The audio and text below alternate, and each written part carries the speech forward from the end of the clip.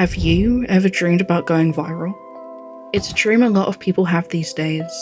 With the internet fully blooming and being an internet personality being a somewhat viable career path, imagine starting your journey into content creation and you notice one of your videos is doing crazy numbers, only to realize all the comments are only there to bully and exploit you. This is a reality for a specific genre of internet personalities called Lolcows. What is a lolcow? A lolcow is a vulnerable and often neurodivergent internet personality who is exploited for entertainment. Their viewers encourage them to embarrass themselves for their own entertainment, and sometimes even go as far as encouraging them to participate in self-destructive behaviors, such as self-harm, addiction, and criminal activity. The first example of a lolcow is Christian, who was most famous in 2008 for making YouTube videos and being the creator of Sonichu. While she had always had hateful rhetoric on her YouTube channel, her being encouraged by viewers meant that she did worse and worse things, until she was arrested in 2021 for incest charges. Christian still has viewers and fans to this day. A more modern example of a lolcow is World of T-shirts, who gained popularity on TikTok through videos of himself reviewing coffee. Things took a turn in 2023 when he became an alcoholic, an addiction encouraged by his viewers and his manager. Why does lolcow culture happen? Lolcow culture is cultivated online in places such as 4chan by malicious individuals who orchestrate the bullying of an individual. These lolcows then get picked up by the algorithm, which pushes them to more viewers who will then bully them and encourage them to do horrible things. In some cases, YouTubers and other internet personalities get involved, making the whole situation even worse for their own financial gain. An example of this is Mr. Based, who became World of T-shirts manager during the height of his popularity and encouraged him to drink all day despite his alcoholism, and encouraged him to shout at members of the public in an attempt to create clippable moments on stream. This eventually led to World of T-shirts' arrest, where he was sentenced to court-ordered rehab. Another example of this is Liquid Chris, who got his fame by parodying Christian, claiming to really be her, leading to her making several videos crashing out about him, only prolonging her status as a lolcow. Why is supporting lolcows a problem? But Luna, lolcows are grown-ups. Surely it's not all their viewers' fault?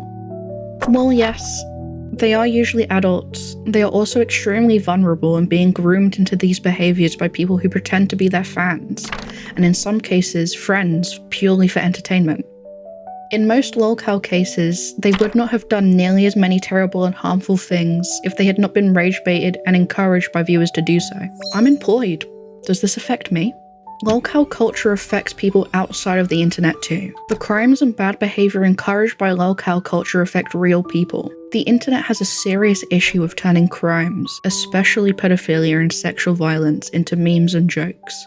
Though they aren't lolcows by any stretch of the definition, Diddy, Epstein, and even more recently, David, were turned into memes and jokes as soon as their crimes were made public information. Lolcow culture was the catalyst for these sorts of crimes being taken less seriously on the internet, especially considering many lolcows have been accused of these sorts of crimes, only for them to be laughed off, brushed under the rug, or indirectly encouraged by the fact viewers still supported them after the fact. A few examples of lolcows who committed these kinds of crimes and were still encouraged and supported are: Example 1. Christian, who is still supported to this day after her previously mentioned incest charges. Example 2. Onision, who was accused of using his YouTube channel to recruit, solicit, and groom minors. Example 3. Daniel Larson, who was accused of pedophilia, domestic abuse, animal abuse, and threatening members of the public. While in most cases, fans don't outwardly tell them to continue these behaviors, they are encouraged to continue by the public support of their content, which often also means financial success, whether that be by direct donations from fans or by their chosen platform's monetization systems. And in the case of Onision, their platform was directly used to do terrible things. Even in cases where no crimes were committed, lolcow culture can harm the general population.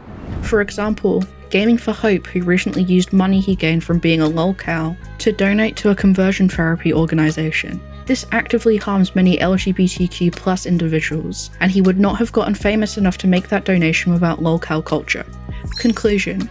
Lolcow culture is modern-day mass bullying, and it is just plain evil. It normalizes awful behaviors, and it exploits vulnerable, usually neurodivergent internet personalities purely for entertainment, as well as funds some awful behaviors. If you enjoy watching Lolcow content, please, at the very least, don't engage with them directly. There are many accounts here on YouTube that re-upload their content, and many more commentary channels that discuss them. At the very least, this way, Lolcow culture can slowly die out due to the lack of viewership.